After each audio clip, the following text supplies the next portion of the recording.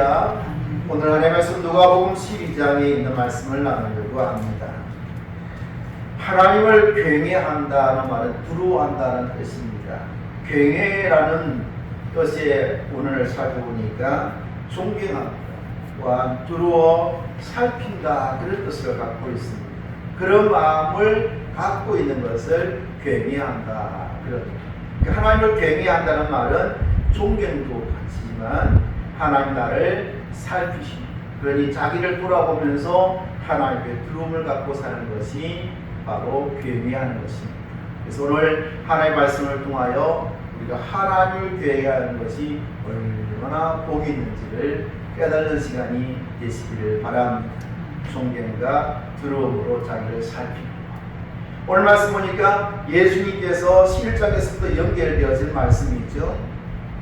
율법교사와 또한 바리새인들과 다투고 변론하고 이 많은 일들을 행하면서 있는 그때에 무리가 모여들기 시작합니다. 그래서 수만 명이 모여서 서로 밟힐 만큼 되었습니다. 그때 주님께서 중요한 말씀을 제자들에게 말하는데 뭐라고 말씀하게 되냐면은 바리새인들의 누룩을 조심하라 라고 말합니다. 그 누룩에 대해서 설명하기를 외식이다 라고 말합니다. 우리나라 말로 번역하면은요, 윗선을 말합니다. 바리새인들의 외식, 윗선을 조심하라 라고 말씀하고 있습니다. 바리새인들은 기원전 167년도에 만들어집니다. 그때 당시에 나라가 망하여서 다른 나라의 지배를 받고 있을 때에 그 지배하는 나라의 왕이 유대인들에 대해서 그들을 통제하기 위해서 몇 가지를 제시했는데, 첫째가 안식일 준수를 금한다. 안식일 지키지 말아라. 그리고 너희들이 행하는 할례를 행하지 말아라. 그리고 너희들이 날마다 율법을 낭독하고 율법을 기록한 것을 갖고 다니는데 금한다. 낭독도 하지 말고 가지고 다니지도 말아라. 그리고 다른 자기가 필요한 그러한 우상을 만들어서 그곳에 가서 제사해라. 제사하는데 뭘 드리냐면요, 양이나 소가 아니라 돼지를 잡아서 드리게 합니다. 그러니까 유대인들의 그 신앙을 말살시키기 위해서 행한 것이죠. 그때에 일어나서 혁명을 일으켰던 것이 바로 마키바라는 사실입니다. 마키바 혁명을 일으킨 거예요. 167년, 기원전 167년.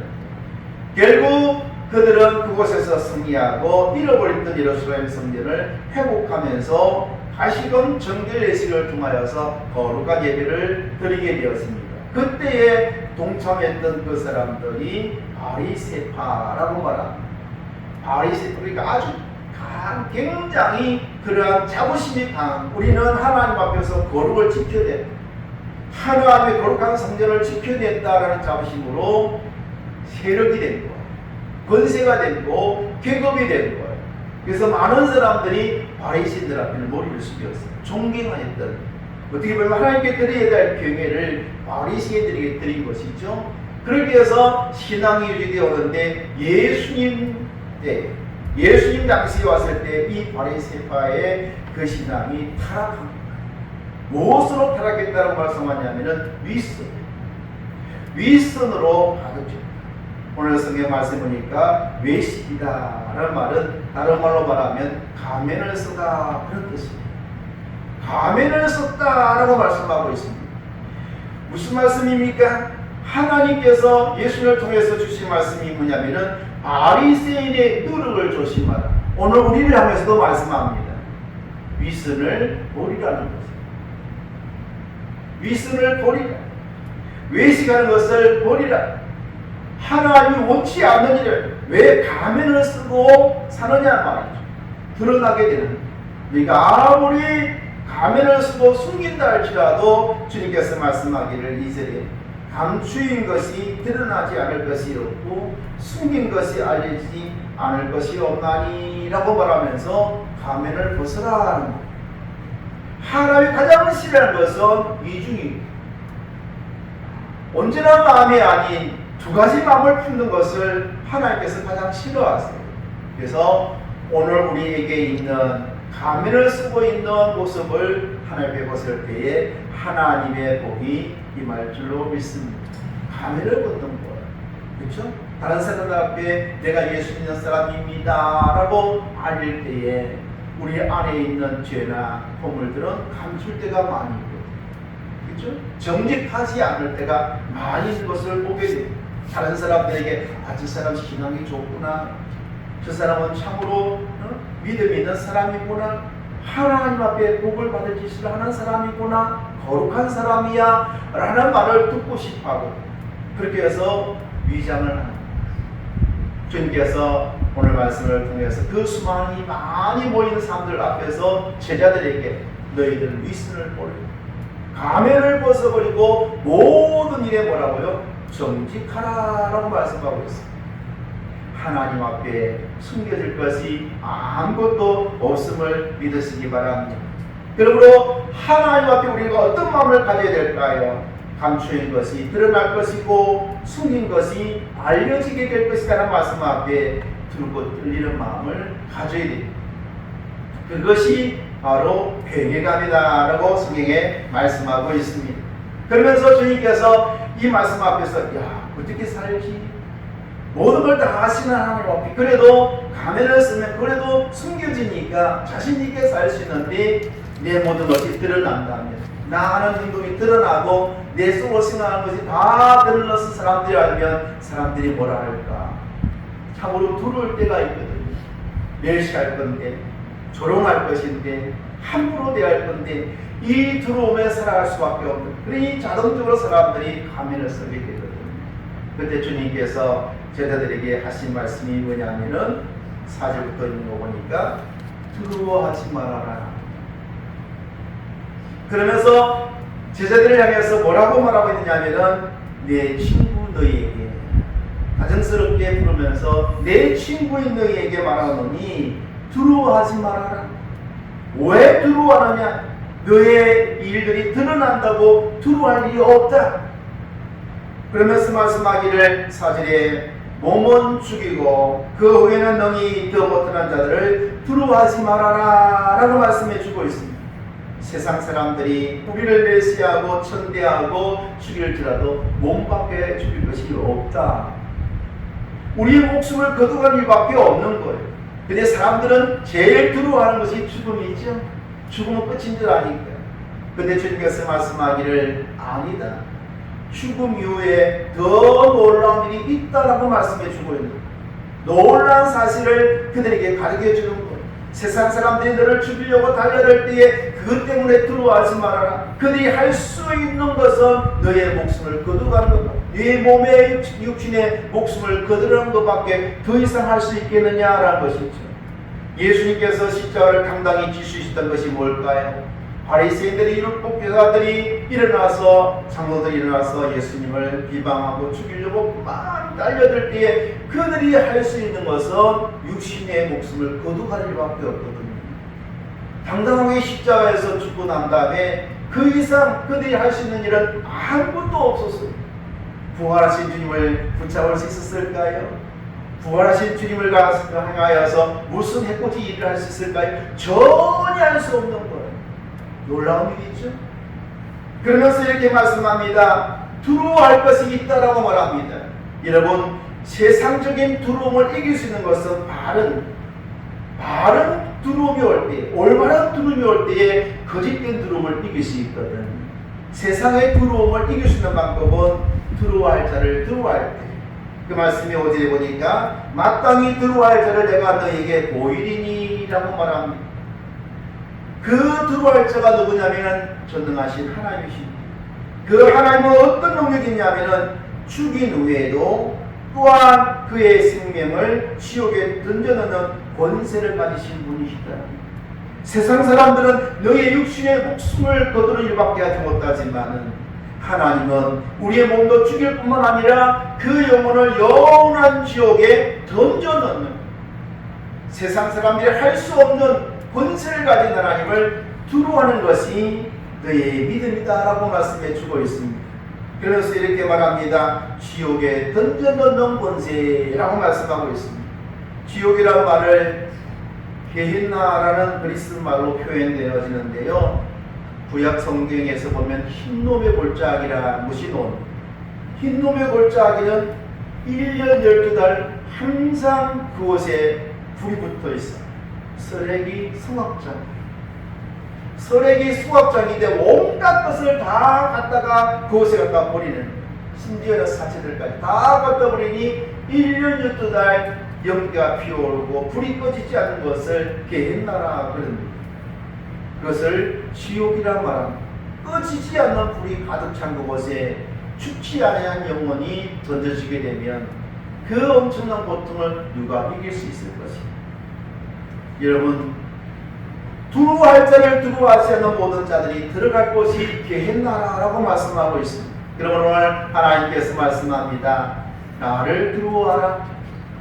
그 두루움은 무서움이 아니라 괴감이라는 겁니다. 나를 그 엉망한 제약 가운데 영원히 꺼지지 않는 게헨나에 던져주시는 권세를 가지신 하나님, 그 하나님이 나를 그곳에서 건져서 영원한 하나님 나라에서 낙원에서 살 수 있게 하신 것이 얼마나 기쁜지 모릅니다. 여러분, 세상 사람들은 세상이 끝인 줄 알아요. 육신이 끝인 줄 알아요. 그러나 성경은 말씀합니다. 육신이 끝이 아니라 이 세상 모든 사람이 끝이 있는 것처럼 끝이 나고 나면 우리를 하나님께서 영의 몸으로 부활해 주실 것이라 약속해 주는데 그 약속이 예수님의 부활인 것을 믿으시기 바랍니다. 그래서 하나님께서 오늘 말씀 속에서 두루하는 이 제자들에게 위로의 말씀을 더하여 줍니다. 너희들은 이러하니 두루하지 말아라. 세상 사람들이 너희를 미워하고 핍박하고 너희의 목숨까지 죽이려고 달려들지라도 두루하지 말아라. 왜냐하면 너는 내 앞에 이러한 존재다 라고 말씀합니다. 그래서 6절 말씀 보면은 첫 번째로 뭐라고 말씀하겠냐면 참새 5마리가 두 아사리온에 팔리는 것이 아니냐라고 말합니다. 아사리온은요 가장 낮은 동전을 의미합니다. 우리나라 아직도 이런 자리가 있대요. 이런 자리가 있는데 쓰지 않잖아요. 그게 10원짜리가 제일 동전인데요. 가장 낮은 동전 2개만 주면 참새를 5마리가 살 수 있으니까 누구나 쉽게 살 수 있는 값어치 없는 것이 참새 5마리입니다. 그 참새가 땅에 들어서 팔리는 것. 그러나 말씀합니다. 하나님 앞에는 그 가치 없는 두 동전에 팔려나가는 5마리의 참새, 그 5마리 중에 하나도 잃어버린 적이 없고 하나님이 뭐라고요? 기억하고 계신다 라고 말씀합니다. 그 참새, 가장 값어치 없는 동전 2개에 팔려나가는 참새도 하나님이 기억하는데 너희를 기억이지 않겠느냐라고. 그러니 두려워하지 말아라. 그들이 땅에 떨어진 것까지도 하나님의 허락 없이는 되지 않는다라는 것입니다. 제가 전도사 20대 교육전도사 때에 양산에 가서 교회를 섬겼어요. 그 교회가 시골, 지금 양산이 엄청나게 발전됐는데 그 당시에는 시골이었어요. 아주 시골이었어요. 그 시골에 성감교회라는 교회가 있었는데 그곳에 가서 선배 목사님 있는 교회 가서 섬겼는데 그 시골 교회니까 교회가 좀 온전하지 않으니까 한 번씩 참새가 들어와요. 참새가 들어와요. 한풍기를 교회에 들어오면 온 그 좁은 교회인데 막 날아다녀요. 그럼 잡아야 되잖아요. 안 잡혀요. 문을 열어도 도망가잖아요. 그래서 제가 한 게 뭐냐면은 옛날에는 이렇게 홍금을 그을 때 긴 작대기 바구니를 가지고 그러잖아요. 그게 눈에 들어오대요. 그래서 그걸 들고 와서 참새를 잡은 적이 있어요. 그러면서 생각을 해봤습니다. 참새도 물이 들 곳이 자기 집이 있다는 말을 듣고 이제 쉬고 싶어서 왔는데 라는 생각을 하면서 잡아서 쫓아낸 적이 있는데 그 참새가 저에게 잡히는 것도 하나님을 허락하지 않으면 안 잡히겠죠? 그건 맞습니다. 하나님이 허락하지 않으면 아무리 멋진 새총을 가져도 잡히겠느냐? 하나님이 허락할 때에 그 참새 한 마리가 땅에 떨어지는 것처럼 너희가 얼마나 귀하냐. 그러니 이 세상이 죽음 이후의 것을 간섭할 수 없는 세상이 너희의 위협이 되고 두름이 된다 할지라도 무수하지 말아라. 너는 참새보다 더 귀한 나의 존재다 라고 말씀하고 있습니다. 그러면서 7절에 이렇게 말씀합니다. 너희에게는 심지어 하나님께서 머리털까지도 다 세신 바 되었나니. 근데 자기가 가지고 있는 자기 머리카락 숫자 아세요? 모르세요? 모르잖아요. 요즘은 머리가 잘 빠지니까 머리카락 세는 사람도 있긴 하겠다만, 그러나 자기 머리카락이 떨어지는데 아무도 관심이 없어요. 근데 오늘 성경 말씀에 심지어 머리털까지도 다 세신 바 되었나니, 하나 둘 세는 것이 아니라 성경에 표현해 보니까, 오늘 보니까 표시를 해놓은 거예요. 표시를 해놓은 거예요. 이게 떨어졌는지 안 떨어졌는지, 이 사람 것인지 누구 것인지를 하나님이 표시해 놓고 아신다는, 얼마나 세밀하신 하나님. 이처럼 하나님께서 우리에게 대해서 너무너무 세심하시고 아십니다. 이 하나님 앞에 왜 들어와야 되죠? 참새도 귀에 계시는 하나님, 나의 머리카락 하나 떨어지는 것까지도 표시해 놓고 아시는 하나님이 우리는 모를까요? 여러분 모든 삶을 아심을 기억하시기 바랍니다. 허락지 아니하면 어떤 일도 일어날 수 없음을 기억하시기 바랍니다. 병이 오는 것도 하나님 허락해 오십니다. 내가 어느 일 당하는 것도 뜻이기 때문에 허락하신 거거든요. 그러므로 그 일 때문에 두려워하지 마세요. 내가 이 병 때문에 죽을 건가 보다, 내가 이 실패하는 것 때문에 망할 건가 보다 염려할 것이 아니라 하나님이 하나님이 허락하신 거야 라고 받아들이면 평안이 찾아올 줄로 믿습니다. 참 쉬운 일입니다. 근데 그게 잘 인정이 안 될 때가 얼마나 많이 있어요. 그리고 모든 삶 속에서 내가 가는 길에 하나님이 허락지 아니하면 어떤 일도 나에게 일어나지 않아요. 하나님께서 내 머리털 하나까지도 표시해 놓고 아시는 것처럼 나를 얼마나 기억하시고 세심하게 보시는 하나님, 그 하나님을 의지하고 주님과 동행한다면 여러분의 삶이 에녹이 될 줄로 믿습니다. 에녹이요, 하나님과 동행하는 삶, 방향이 하나님과 같은 것. 오늘도 하나님이 나와 함께 하십니다. 나의 머리털까지도 세심하게 표시해서 기억하십니다. 참새 5마리 중에 1마리도 하나님 허락지 않으면 안 떨어지는데 나는 얼마나 하나님 앞에 귀한 존재냐, 이 사실을 기억하면 낙심하지 않게 될 줄로 믿습니다. 때로는 우리가 노후에 대해서 많이 염려를 하게 됩니다. 여러분 나이가 되면 내 노후를 어떻게 할까? 하나님께서 내 마지막 삶을 어떻게 할까? 염려하지, 기도하지 않을 때가 많아요. 여러분 기도하십시오. 하나님, 내 마지막 삶이 에녹처럼 되기를 원합니다. 하나님이 데려가면 편안하게 가잖아요. 여러분의 삶이 그렇게 되기를 주의 이름으로 축원합니다. 여호와를 경외하는 마음으로 살아가면 하나님께서 그 복을 주실 줄로 믿습니다. 내가 알지 못하지만 나를 도울 자를 예비해 놓으시고 나를 마지막까지 보호해주고 인도하여서 평안히 죽기로 들어갈 수 있는 모든 여정을 하나님께서 예비해 주실 줄로 믿습니다. 이 세심하신 하나님을 기억하면 무엇이 들어올까요? 때로는 욕심 때문에 두려움이 오지만은 그 욕심을 내려놓으면 평안이 올 줄로 믿습니다. 하나님 앞에 구원받음을 기뻐하고 내가 들어가야 할 천국은 이 땅의 어떤 어리어리한 집보다도 더 아름다운 황금보석으로 꾸민 집인데, 그 나라에 가서 종으로 사는 것도 아니고 노예로 사는 것도 아니고 하나님의 자녀, 하나님 나라를 유업을 받을 수 있는 성경을 양자라 하나님께서 위하셨습니다. 양자, 하나님 나라를 상속받을 자, 천군 천사가 여러분에게 수종될 것이라고 말씀합니다. 그러니 천군 천사가 얼마나 여러분을 부러워하겠어요. 이 땅에 육신을 입고 있으니 연약해서 부족하지만 이 육신의 몸을 벗는 날에 영의 몸을 입을 때에 얼마나 존귀한 자가 될까. 주의 형상을 닮은 여러분의 아름다운 모습이 천국에서 빛날 줄로 믿습니다.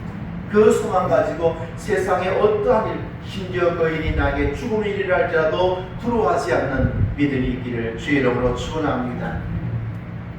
그러면서 8절부터 12절의 말씀 보니까 하나님에 대한 경외감을 가지라고 말씀해 주고 있습니다.